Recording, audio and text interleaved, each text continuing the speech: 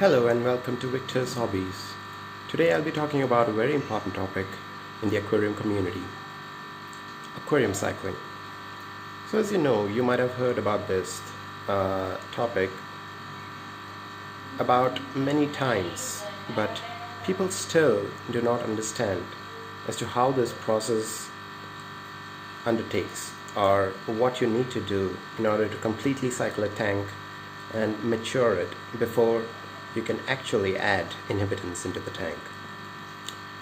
It could be that you never knew about how this process works and you would have added fishes directly into the tank as a newbie error. And because of that, you would have found that within a week's time, your fishes would have died. Now, why this happens is because of the presence of two very dangerous substances in the water. One is the ammonia and the other nitrite. Now, what happens actually in the cycle is as the food waste or the fish waste gets broken down in the tank, it releases ammonia. Now, ammonia, as you all know, is quite dangerous to living organisms. As the fish take in water through their gills, they suck in the ammonia in the water and it creates suffocation and eventually death to the fishes or the other inhabitants that take in water similarly. Now, what happens when the amount of ammonia increases in the tank is that the quantity of a specific bacteria called Nitrosomonas increases in the tank, which breaks down this ammonia into nitrite. That is when the process of nitrogen cycle commences. As the amount of Nitrosomonas increases in the water column, they completely convert all the ammonia into nitrite.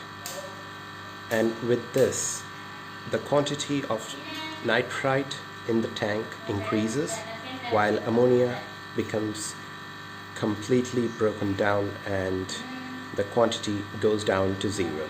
That is how you test the amount of ammonia in the water.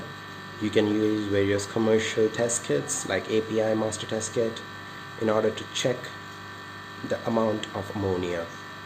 Once it becomes zero, you can test for nitrite in the water. It will keep increasing until the time all the ammonia is broken down. And from this point, there is another set of bacteria that takes root in the aquarium, which is called Nitrobacter. And Nitrobacter is another beneficial bacteria which increases as the quantity of nitrite in the tank goes up. So Nitrobacter, it breaks down this nitrite which is now present in the aquarium substrate or the water column into nitrate.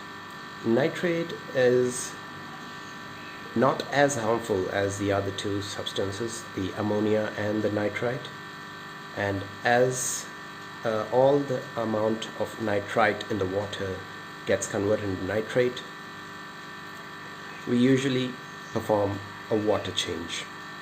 Now, this water change has to be done properly on a weekly or daily basis as per the amount of nitrate that is present in the water, so that we can maintain it up to a 0 to 5 ppm, parts per million. When the quantity of both ammonia and nitrite in the water has become 0 and nitrate is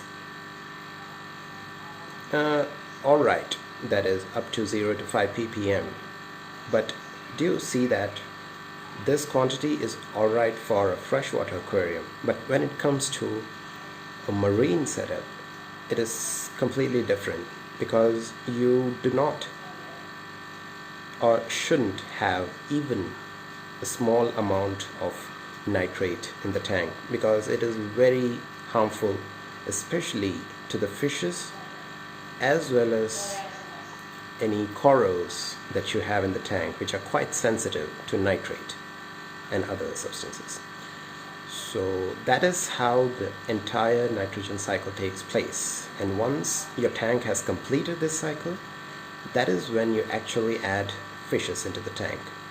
There are some contradictory cases where people add fishes and they perform a fish cycle, fish-based cycle. And there are some who perform fishless cycle through using fish food, which breaks down to ammonia and starts this process. Now, again, it depends on the person who wants to try this, but even with the fish cycle, it is not really good to have more than one or two fishes in the tank at the time the cycle is taking place, because it is already deteriorating to the health of the particular fish that you're putting in the tank. And through the end of the cycle, probably a week later, the fish might die. So it is always best to perform a fishless cycle and go through with it. Hope this was informative for many of the new Aquarius and people who want to get into this hobby. I hope it was helpful for you, and if it was, do write your comments and let me know if there is anything that you would like to add to this, so that all the aquarium community can be benefited from this. Thank you, and do like, share and subscribe this video if you like it. For more contents, please be available, and look forward to meeting you, seeing you all again in the next video. Have a nice day.